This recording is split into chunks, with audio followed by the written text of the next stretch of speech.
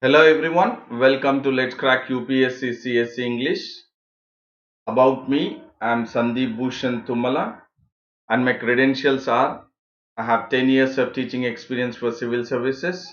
I teach international relations and internal security and analysis of the Hindu newspaper. And this session will help you to crack prelims and mains examinations wherein throughout this session I would be emphasizing on the keywords and the key phrases which will be very useful for the identifying of the factual and analytical questions. So definitely I would be emphasizing on the keywords and the key phrases, and this is my tagline wherein by that we would be identifying on the factual and analytical questions. So definitely the factual and analytical questions could be identified throughout the session, that is in regards to analysis of the Hindu newspaper. And not only that, by imbibing the keywords and the key phrases, it will be very useful for the answer writing, that is for the mains examination. So definitely by having or getting into the practice of imbibing the keywords and the key phrases, your answers for the mains would be certainly precise and concise, because by making sure that you're not adding extra information, but you're to the point what is demanded by the UPSC for the mains examination. So definitely my session will be useful for prelims as well as mains examination. Prelims in regards to identifying the factual and analytical question, and in regards to mains imbibing the keywords and the key phrases which will be useful for the mains answers, which should be precise and concise for the 2020 as well as 2021 also. But prior to that, you have a notification, that is Let's Crack UPSC CSE English notification, which is India's largest learning platform. And once you get subscribed to this, you will have live and recorded courses from the India's best educators. And the privileges you get once you subscribe are the daily live classes, live tests and quizzes, structured courses, and unlimited access to both the live and recorded courses. And these are the educators at Unacademy, which you can also see it on your screen. And in regards to Let's Crack UPSC CSE English, the courses offered are economy, ecology and environment, current affairs, and all others, which you can also see it on your screen. Along with that, you have the essay writing, internal security, social issues, which will be very useful for you in regards to the preparation of civil services examination. And in regards to UPSC CSE English subscription, you have 12 month subscription wherein the original price is 44,000, and once you subscribe using my code SBT10, you'll get 10% on the 44,000, and the discounted price would be 39,600. So to take the maximum benefit of using my code, that is SBT10, while you are subscribing for 12 months, you will get 10% discount on the original 44,000, and the discounted price would be 39,600. And there is 24-month subscription also for Let's Crack UPSC CSE English subscription, wherein the original price is 64,000. And while you subscribe, use my code SPT10, Sandeep Bhushan Thummala 10, wherein you will get 10% discount on the 64,000, and the discounted price would be 57,600. So definitely you will be benefited while you are subscribing for 12 months. Your discounted price would be 39,600, and 24 months by using my code SBT10, the discounted price would be 57,600, but not 64,000 in the case of 24 month subscription. So definitely today we will get into the topic, that is my session is analysis of the Hindu newspaper. And before I get into the topic, I would say very good morning to everyone who is in the live, and also make sure that the one who is in the live be part of the, please try to be part of the live chat, so that whatever doubts you have, you can also pose your doubts in the live chat, so that I will be in a position to answer to your doubts. And also your suggestions also in regards to the any points which you can also make it, you can also put it in regards to the live chat also. So please try to be part of the live chat who are in the live also. So Hemant, Malvika, Sudarshanam, Shravani, very good morning to you all. And today we'll get into the topic, that is in regards to the analysis of the Hindu newspaper. And the news which talks about is that the ICMR says that there is a slump population, slum population most at risk. So definitely ICMR has come up with the first survey. It has released the result of the first Sero survey. Please do understand, this is again very important for prelims point of view. So this is the first Sero survey on COVID-19 which has been conducted by the ICMR, that is Indian Council of Medical Research, and it has released the result, and it by the results what it has been released by the ICMR, it is very clear that the urban slum population is the most vulnerable one. So as per the report, what is the result is the urban slum population is the one which is most vulnerable to the spread of the COVID-19 pandemic situation or COVID-19 disease, and then followed by the next. First one is the urban slum population, and the next one which has been widely spread, the spread of the virus or the COVID-19 disease, is the urban settlement. So definitely the urban settlements and the urban slum populations are the one which are actually the main in regards to the spreading of the virus, and that has been detected, or it is a result of the survey which is being conducted by the ICMR, and the survey is called as the first sero survey. What is sero? Sero means blood. So they are going ahead with the blood test, wherein they would identify the, or they will come up with identifying the antibodies. So definitely this test or this survey is in regards to the first sero survey, which is called as sero is a blood survey. It is a blood. That means they try to find out whether there are any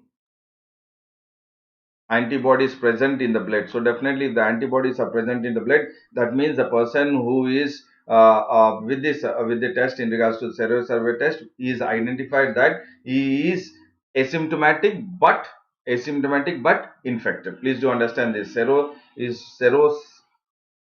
survey is very important, because by that the ICMR will definitely identify the persons who are asymptomatic, but they are, what you say, infected by virus. So definitely it is this survey or test, that is the sero survey test, which is conducted, and the blood sample they take out, and then through the blood sample they will identify whether there are existing antibodies. If there are antibodies, that means the person is infected by SARS-CoV-2, and then definitely they will make sure that the person is quarantined, and then they would go ahead with the treating of the person. And this is asserted that the country is not community transmission. So definitely ICMR, because of the survey of the, because of the first sero survey result, it is very clearly stating that the country is not in the community transmission. The country is not in the community transmission. So definitely ICMR now has very clearly stated that the country is not in the community transmission, that is in the stage 3, that is in the stage 3.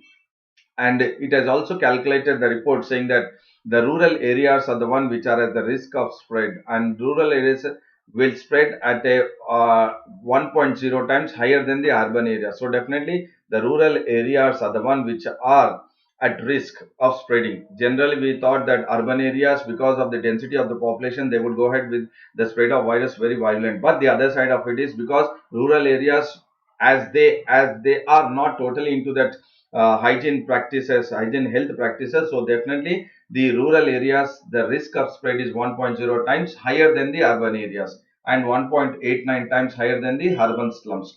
So the one which is the rural areas, and then the urban areas, and then the urban slums. And then it has very clearly stated that the infection fatality rate is very low, that is 0.08 percentage. 0.08 percentage. So definitely the infection fatality rate, it is not the mortality fatality rate, it is the infection. Please do understand this keyword. It is infection, not mortality, not morbidity fatality rate. It is infection fatality rate, which is very low at 0.08 percentage. So this, if you try to look at what it very clearly states, that the ICMR is trying to make it very clear by this result of the first sero survey on COVID-19 pandemic, is that the country is not in the community transmission, and the country's total tally is 2.97, that is 2,97,928, which is almost close to 3 lakhs, and the deaths have reached almost 8,500, and this is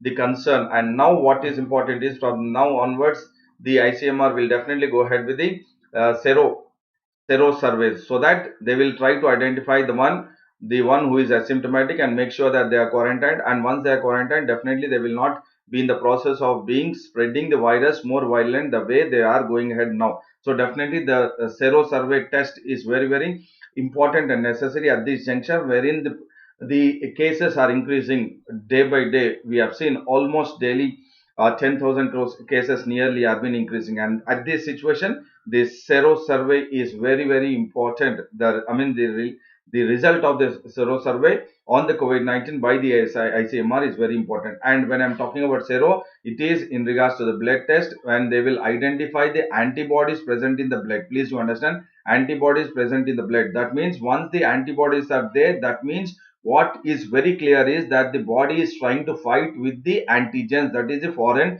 body, that is the virus, that is the SARS-CoV-2. Once antibodies are released by the body, that means the virus or the foreign body has affected the individual or the humans. Are you getting it very clear? Please do understand the importance. The concept of this is sero is blood test. They will identify the antibodies, and if they are present of any antibodies in the particular blood of an X person or individual, he or she, that means the person is being infected by SARS-CoV. That is why the antibodies, the human, the blood, the body releases the antibodies to fight against the antigens. That is the foreign body. That is the SARS-CoV-2 virus. I think you are all getting the point. That is the main concept of this, because it could be asked in the mains even in regards to the short notes also, short answer, 7.7 marks also. And the sero surveillance study conducted across 83 districts. So this is just for information, you can keep it. So it is being conducted across the country in 83 districts. And it reveals that 0.73% population surveyed showed evidence of past exposure. So definitely, as I said, that asymptomatic are the one who are not really showing the symptoms, but they are infected. And with this sero surveillance test or the study, they can make sure that the person is infected by SARS-CoV-2. And Madhu has joined. Before I get, Venala has joined. Very good morning to Venala, P. Venala, and Ramchandran has joined. Very good morning to you, all of you. Very good morning. And then today we are looking at the news that is in regards to the slum population most at risk, says ICMR. That is as per the report released by the first sero survey on the COVID-19. And the sero surveillance has two parts. This is again very important for prelims point of view. So what is sero surveillance? And the sero surveillance has two parts. So this is very, very important. And the primary task of this study or the sero surveillance study is SSS or S-cube. Sero surveillance study is estimating the fraction of people who have been infected in general population has been completed. So first and foremost is that by the sero surveillance, they will try to understand or estimate the people or the fraction or the number of people or the percentage of people infected by the SARS-CoV-2 in the entire population. And that primary task is completed now. It is completed now. And the second objective is estimating the infected population in containment zone. So first is in the general population. Please do understand. First is in the general population, and the second task or the second objective is in regards to the estimating the infected population in containment zone or hotspots. In containment zones or hotspots. Please do understand. The sero surveillance is first conducted in regards to the infected person, trying to identify the fraction of the percentage of the infected people in the general population, and that is completed. Now the next task of the ICMR in regards to sero surveillance study is estimating the infected population in containment zone of hotspots. It is in the process of completion. Though this is in the process of completion, and the first one primary task in general population, it is completed, and second one is in the process. And now if you look at the entire worldwide, India stands now it is fourth. It was fifth. Now it has overtook United Kingdom, that is UK, it has overtook, and now India stands fourth in the highest incidence of the COVID-19 infected cases across the world. So look at, from ninth position, now it has come to almost a week or so. It has come to fourth position, and this is the reason why it is very important that we need to go ahead with more of testing or mass scale testing has to take place, and this we can understand, or we can very clearly take it into consideration that India is now getting into the mode of testing or the mass scale testing, that with the sero surveillance study.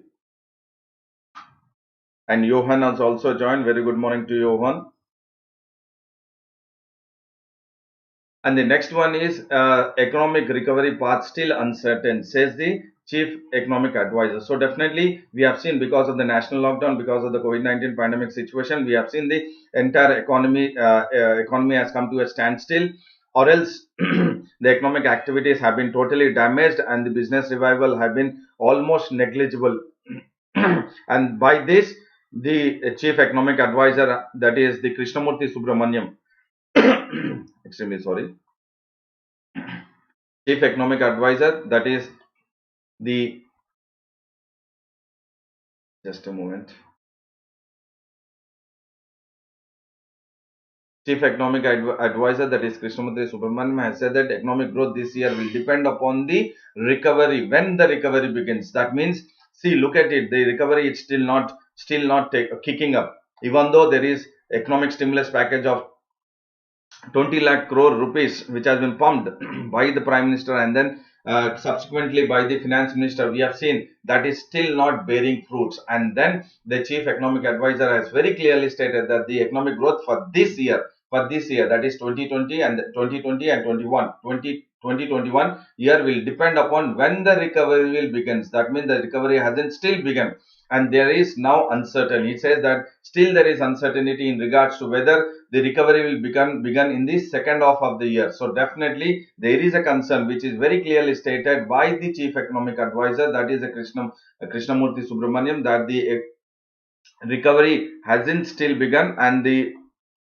economic growth will only start or only depend upon the recovery. And then now whether it will be in the second half of the year is also a question mark, or whether it will be delayed for the next financial year. So definitely 2021 it has to, but as per the chief economic advisor, the recovery hasn't, on the economic growth, the recovery hasn't begun still. Therefore there is uncertainty that whether it will happen in the second half of the year, that is the June or July to December, or in regards to till up till March, and then whether it will be delayed for the next financial year. So definitely this is a cause of concern for the India's economic growth. So definitely we have seen in the April, the estimated growth as per the economic advisor was 1.5 to 2 percentage, and they have said that this could be under the condition of V-shaped. So this is very important key phrase, that the economic advisor has made it very clear in regards to the India's economic growth would be, estimated growth would be on the basis of V-shaped recovery. So V-shaped recovery is the important key phrase for you in regards to the civil services preparation, and that would be in the second half of the year. And what is uncertain now is whether the recovery will happen in the second year or not, is a very big question mark. And then I will also discuss about V-shaped, or what are the various other V-shaped recoveries. Why are the cases increasing rapidly in India when compared to other countries after lockdown? Government has to think beyond. Yes, Johan, government has to think beyond, and then definitely that is what they are going ahead with. Probably because of the unlock one, the people, the way they are getting onto the people, getting onto the streets with a crowded, not really getting into the mode of being part of the following the guidelines of the health ministry in regards to social distancing, wearing the mask, and health hygiene practices. Probably they are underestimating the spread of the COVID-19, or else the spread of the SARS-CoV-2. And definitely, if this goes ahead, then definitely the government of India will come up with the aggressive mass testing. So definitely, probably the situation might get into control, and government should definitely think about it. Yes, Johan. And then now we will also look at what are the different shapes in regards to the recession recovery. So definitely now we are in the mode of the recession, and that, or else the kind of economic instability what is going on. And then whenever there is recession, or in regards to the crisis, how the crisis will actually bounce back, and what are the different shapes of recovery we'll look at. Actually, I've told this once long back, almost a month or so. And as per the global rating, that is S&P and Fitch, they have contracted the Indian growth to 5%, and this is very important that it has been contracted. But the good news is that both S&P and Fitch have predicted that there would be a sharp recovery of 8.5 to 9.5 percentage growth the following year. So definitely there would be a growth in 2021 and 2022. There would be a growth. As of now, there is a contraction of the economic India's economic growth is very shrill, or it is dipping down, nosedive, but still there would be a sharp recovery in regards to the next following year, that is 2021-22, as per the S&P, that is a global rating agency. These are the global rating agency, and this please do try to consider as a keyword. Global rating agencies are S&P and Fitch. They have gone ahead with a sharp recovery of 8.5 to 9.5 percentage growth in the following year. And with regard to the privatization policy, definitely the Finance Minister, that is Nirmala Sitharaman, has come up with a concept called as privatization policy, which has been announced on the midst of the Atmanirbhar package, that is in regards to the self-reliant. So definitely it was talking about the banking also. So now the chief economic advisor has also made a point in regards to the privatization policy, especially focusing on the banking, on the sidelines of the Atmanirbhar package, on the sidelines of India being self-reliant. So he has given a clarification in regards to banking, and he said that it would be categorized as a strategic sector, and this is very important keyword, strategic sector. So banking would be under the strategic sector. Please do understand, as per the Atmanirbhar package, as per the privatization policy, bankings would be categorized as a strategic sector. Please do understand this as a keyword, as a key phrase, that the banking would be categorized as a strategic sector. How? That 1 to 4, or like 1 to 4 public sector banks will remain. 1 to 4 public sector banks will remain, and the rest will be merged or privatized. So definitely there is a clear indication by the government and the finance ministry and the chief economic advisor that in the near future there would be categorization of the banking, that is banking would be categorized as a strategic sector, and as a strategic sector only 1 to 4 public sector banks would be existing or remain, and the rest would be merged or privatized. So please do take it into consideration from economy point of view.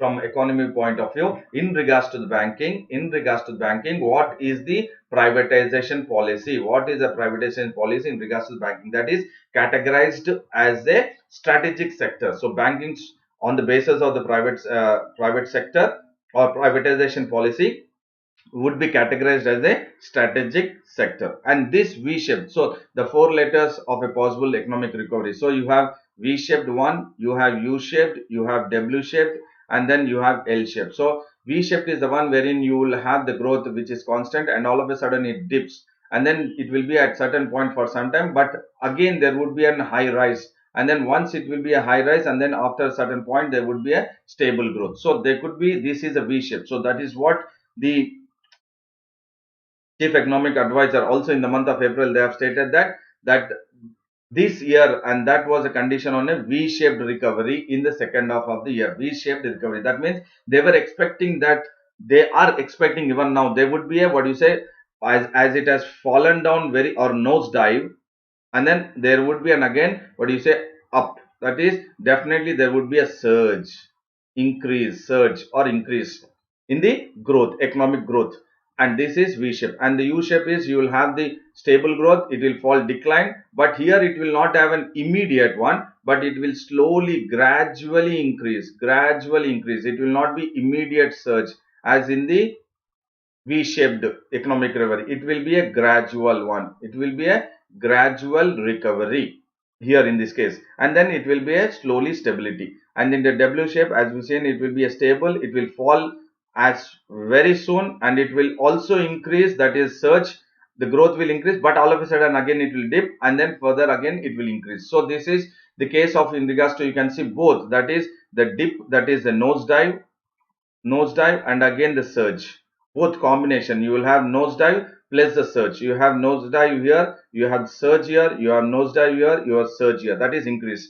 So that is W shape. And in regards to L shape, you will have this stable growth and all of a sudden nosedive, but you will again there itself, you will not see any kind of surge or any kind of further dip, nosedive, but it will have a stable from there itself. But you will not see any kind of, what do you say, V shaped here, or you will not see any kind of U shaped here, or you will not see any kind of W here. This is L shaped, wherein it will have a nosedive and it will have a stable, that is flattening of the curve. Flattening of the curve will take place here.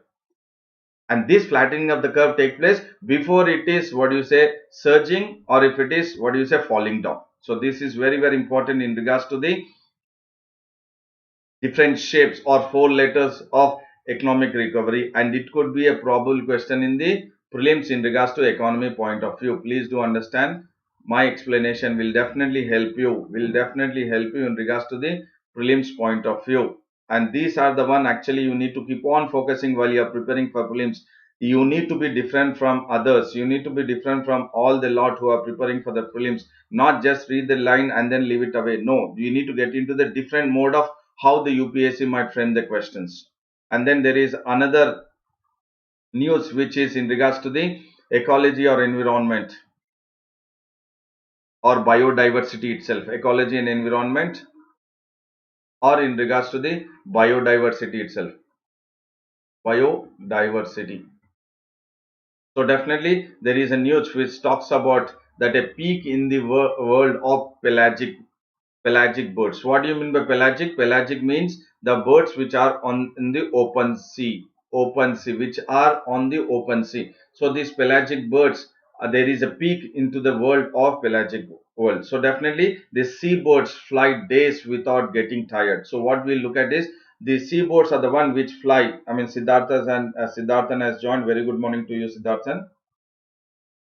And this seabirds will fly days without getting tired, or they quench their thirst or satiate. Satiate in the sense they fill or satisfy the hunger in the vast expanse of nothing but saline water. So definitely we will look at this. My explanation in this regard today will be in regards to the pelagic. This session, I mean this topic, that how the seabirds fly over the open sea without getting tired, and without what you say quenching their thirst or satiate or fulfill or satisfy their hunger in the vast expanse of nothing but you have only the saline water. That is what in the open sea is of only saline water. It is not a what is a pure water, saline water. So flying for days of but not getting tired, how do they quench the thirst? That whatever thirst they have, how do they what do you say quench the thirst or fulfill their hunger? We will look at. So definitely it is an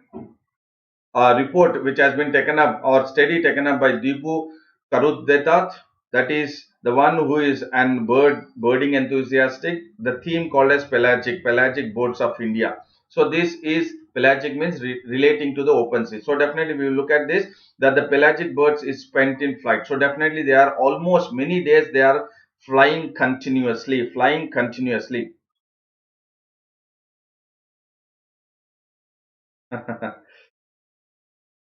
See, okay, I'll try. Because of the time constraint, I'm not unable to, but I'll try. But definitely each and every topic, each and every news, I'm saying that this will be useful for the economy or polity or geography map based, or also in regards to the ecology and environment, disaster management, biodiversity. I'm making a point so that what you can do is I'll try to, but at the same time make sure that you're also making a note in your answer book, or else any what do you say paper you carry. Make a note even in that also, because this is also very very important. I will try, Johan. Yeah, I will try. And this they actually keep on flying in the open sky for days, but they do not tire themselves. Why? Because due to the special wing locking mechanism, because they have a mechanism called as a special wing locking mechanism in their body. Because of this special wing locking mechanism, these birds, that is the pelagic birds or the sea birds, keep on flying for more number of days without getting tired, and that is because of the special mechanism or special wing locking mechanism. And after attaining certain altitude, that is once they start flying and once they attain a certain altitude on the open sky, what they do is they do not flap but they lock them. And then once they lock them, in the sense the wings, they lock the wings. Once they lock the wings, that they will not what you say exhaust themselves. That means they are not doing any kind of work there, just they lock them because of this special wing lock mechanism. because, and please try to put in your book or in your paper this key phrase: special wings lock mechanism. And once they reach an altitude, they lock their wings and they are not flapping their wings. That is why they do not get exhausted. And after, as I said, that they will lock, and then the whatever food is being seen, because definitely they have a very good sharp sense of smell and sight. These pelagic birds have a sharp sense of smell and sight, and by this the birds survive on the fish, squid, or any kind of, what you say, left out waste which is on the water, on the surface of the water. So definitely because of the smell and the sight, it will definitely get into the water, and then it will try to eat whatever is left out, and then how does it, what do you say, if it is tired, how does it rest? So it rests on the perches, resting place for them. So what are the resting place for them? That is the dead bodies of whales, fish, or flotsam in the sense it is a debris or waste discarded by the human activity. So definitely it will take rest whenever it is tired, it will take rest on the dead bodies of the whales, fishes, or the, what do you say, waste discarded by the human activity. So definitely it has a sharp sense of smell and sight. By that it will make sure that it will go ahead with surviving by eating fish, squid, or few of the shrimp like animals which are found in the ocean. And whenever they wanted to rest, they will rest on the dead bodies of the whales, fish, and flotsam. And they will only, what do you say, stop only for the breeding. That is in the isolated islands they stop, and then they go ahead with the, what is it, again they go ahead with the flying. So definitely only for the breeding itself they stop in the, or which they do not do on the isolated islands. So definitely only in the islands they stop there, and the breeding say seasons take place, and then later on again they keep on flying in the open sky.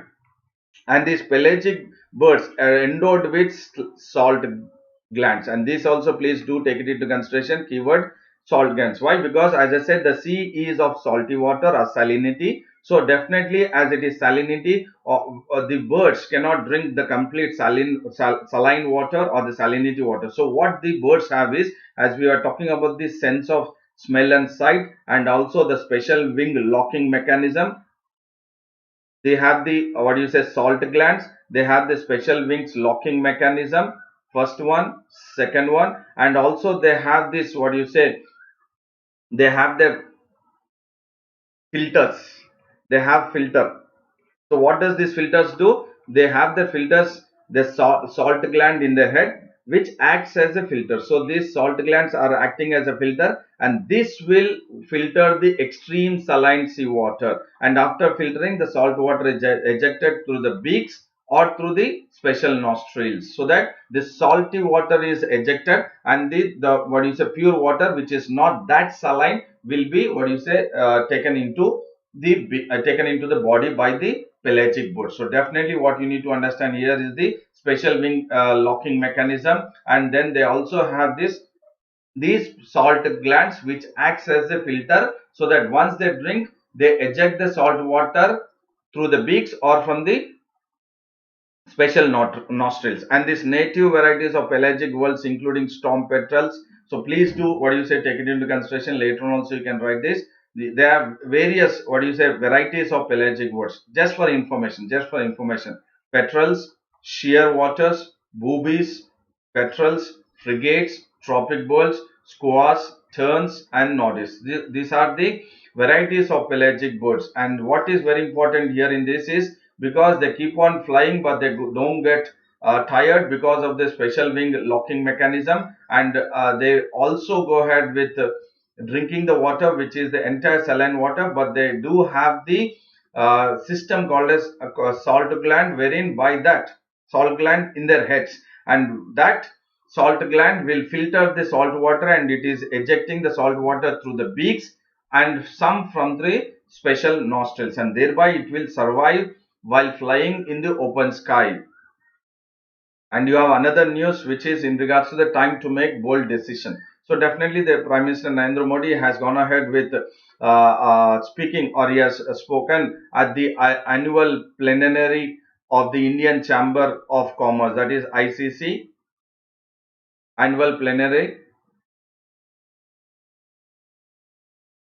So when he was addressing the annual plenary, that is Indian Chamber of Commerce, and that was through the video conferencing, and he has said very clearly that now it is a time for us to pull the Indian economy out of the command and control mode and take it to a plug and play mode. That means our Indian economy should not be based on the command and control from the various other countries or the global economy or the other countries economy, but we should make it into a situation that it is as per our wish, that is plug and play mode. So we have to have the total control, not for the command and control of the various other or external forces, but we indigenously we need to have this mode, that is a plug and play mode. And thereby he has again reiterated that make in India self-reliant. So definitely, as we have seen, Atmanirbhar Bharat or self-reliant or self-sufficiency, so all these are very very important that India wanted to, or else the Prime Minister Narendra Modi wanted to make sure that the Make in India would be a very successful one. That is, Make in India initiative will be a successful one. Thereby, we will not totally depend on the imports. Whereby, we will not totally depend on the imports, but we will be supporting financially the indigenous manufacturing units, wherein thereby slowly we will have self-reliant, self-sufficient, and then further we will go ahead with the exports. Further, we will go ahead with the exports. So this is what he mentions, or he talks about the pull the Indian economy out of the command and control mode. So we should move out of the command and control mode into plug and play mode. Why? Because his main intention is be vocal about local. Be vocal about local. I have also explained all this entirely. Be vocal about local, even in one of the session in the in-depth analysis also. You can also look into that, how local government or local self-government has to be financially aided, supported. So we need to restrict or slowly, gradually stop, or gradually stop decreasing the imports, being dependent on imports. Rather, we need to financially aid, or we need to support the indigenous manufacturing units, and then we have to be self-reliant, self-sufficient. Once we are self-reliant and self-sufficient, we need to get into the mode of exporting the products. That means we need to have the, or we need to get into the mode of complete Make in India initiative, or made in India itself. So thereby what will happen is we are totally focusing on the indigenous market and not totally dependent on the imports, but gradually we will also be the manufacturing hub of the world, and we will be playing a plug and play mode rather than being our Indian economy being in the command and control. And this is the self-reliant India campaign. So if you look at this, he has gone ahead with making India as a self-reliant. So definitely he's talking about the globally competitive domestic supply chain.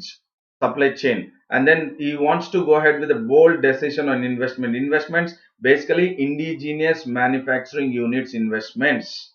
So thereby we will not have a conservative approach, not like the previous one wherein we'll be totally dependent on the imports, but rather we will develop within, we will have competitive domestic supply chains. Please do understand this, competitive domestic supply chain, and this is very very important key phrase. You can directly make a note in your answer book. Key phrase: competitive domestic supply chain, globally competitive domestic supply chain. We would be into the mode, or we will set up that, along with the making sure that we will pull the Indian economy out of the command and control mode and bring it to, or take it to plug and play mode. And then the self-reliant India campaign, we have seen that the finance minister has come up when the 5 phases, they have pumped economic stimulus into various groups. So they have looked at emphasizing or pumping money to the protecting the migrants, the farmers, the street vendors, or creating job creation, affording houses, that is in regards to the making sure that the houses loans would be affordable, and then for families definitely, and for mudra loans. So definitely these are the one which you also should take it into consideration, that this is the self-reliant India campaign. Self-reliant India campaign. So self-reliant India campaign has focused on the migration, farmers, street vendors, and then job creation, affordable housing, And then in regards to the for families, that is in regards to the making sure that they are linked to security scheme, that is credit link security schemes. And then mudra loans, the one who have been taken loans from the mudra. So definitely all these are the self-reliant India campaign, which is again very very important in regards to the prelims point of view. You never know which among the following is not the self-reliant India campaign for prelims point of view economy.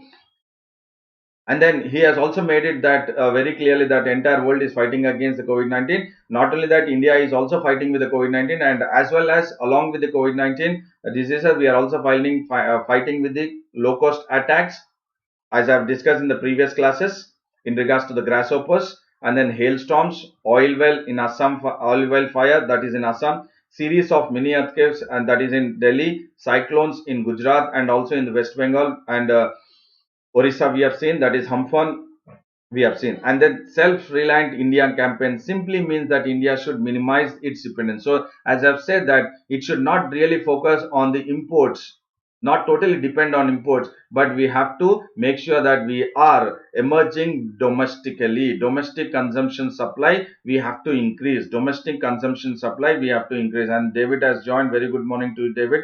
And I'm just about to wind up, David. But still, very good morning to you. And I hope tomorrow you will be in the session by 7:30.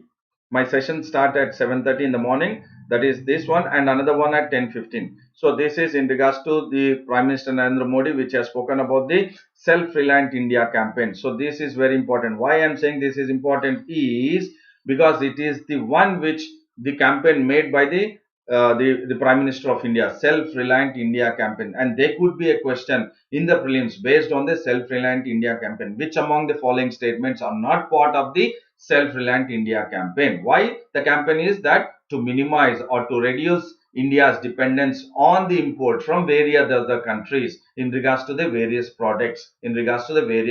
So definitely we have seen the what ICMR has spoken about the zero survey. So I have taken this zero surveillance study, which is very very important again in regards to the science and technology. Question could be framed fine. And then again in regards to the economy we have discussed. So please do try to mention even in your notebook. Please do try to mention, not just listening, not just what you say reading the newspaper. Link it with the which part of the prelims, which part of the mains it will be fitting. It will you can correlate it. So that is very very important. And we have I have looked at the explained about the V-shaped, U-shaped, and then W-shaped and L-shaped. This could be also probable. What do you say? Question in regards to the concepts. That is the economic recovery models, different shapes of the recovery models. And then I also in regards to the biodiversity I was taken one that is in regards to the pelagic birds, wherein we have looked at the special wing locking mechanism they have. That is why they do not get tired for almost what do you say days. They keep on traveling in the open seas. And they also go ahead with they have the very sharp smell and sense of smell and sight. And also they have the salt gland, wherein it filters the saline water. So this is very very important. I had also told about the native varieties of the pelagic birds, that is petrels, shearwaters, boobies, petrels, frigates, tropic birds, squaws, terns, and these are and nudis. So these are the one which are various varieties of pelagic birds. And this in regards to again Modi talking about this self-reliant India campaign, and this is very very important. And then India removes an exports ban on HCQ, that is hydroxychloroquine. So definitely we have seen in the month of earlier we have gone ahead with export ban. So earlier we have gone ahead with the export ban. Now the ministry that is in regards to Union Minister for Chemicals and Fertilizers, Union Minister for Chemicals and Fertilizers have said that, or the minister has tweeted that it has the Department of Pharmaceuticals has approved the lifting of ban on export. So definitely it has been lifted ban. Shravani, I actually there is a plan. It will happen in the third week. It will happen in the third week. Definitely, Shravani. It will happen in the third week. I assure you it will happen in the third week.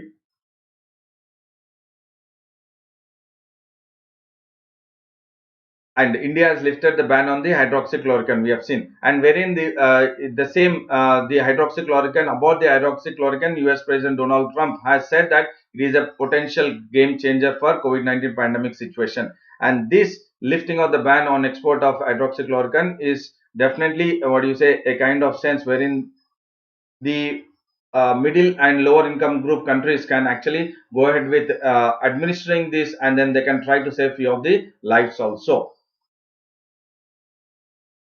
And the one which are actually into this, the leading Indian manufacturers of the drugs are IPCA Laboratories and Cadila Healthcare, are the two leading Indian manufacturers of the drugs. And we have seen that in the April, almost 50 million tablets have been shipped to United States in the month of April. In the month of April, of almost 50 million hydroxychloroquine tablets have been exported to United States. And the one which are the leading manufacturers of the drug, that is hydroxychloroquine, are the IPCL laboratories and Cadila Healthcare. And this, please do take it into consideration, could be part of the when they are asking about the hydroxychloroquine HCQ. Definitely, there could be one of the statement that IPCL laboratories and Cadila Healthcare are the two leading Indian manufacturers of the drug. And this is again in regards to the SNT, which could be again very very important in regards to the HCQ, that is hydroxychloroquine, which is an anti-Malarian drug, And then I hope the entire session was helpful, knowledgeable, and then certainly it will be useful for you in regards to the prelims as well as mains examinations. And then do like the video, share the video, subscribe the video, that is Let's Crack UPSC CSE English. And then while you are subscribing the Let's Crack UPSC CSE English for 12 months or 24 months, do use my code SBT10, that is Sandeep Bhushan Thummala 10, wherein you will get 10% discount on the original price. And if you haven't downloaded the Unacademy Learners app, please do go ahead with downloading the Unacademy Learners app and be part of the Unacademy special classes, wherein you can have access to various courses, wherein these courses are being taken up by various educators. And then you also have the channel called as UPSC CSE English in 10 minutes. You also have the access to that, which will be useful for you in regards to the claims point of view. And the Telegram link is Let's Crack UPSC CSE English. And do not forget to use my code, that is SBT10, that is Sandeep Bhushan Thummala 10, while you are subscribing for Let's Crack UPSC CSE English for 12 months or 24 months subscription. And thank you and all the best. And you can also join or connect me in regards to the through the Telegram link, that is t.me/sandeepbhushan sbt, t.me/sandeepbhushan sbt. And you can also WhatsApp to my number, WhatsApp message to my number, to my WhatsApp number. That is, if you have any queries or any doubts or in regards to the examination, preparation of the examination, you can message to my WhatsApp number, that is 9292003111.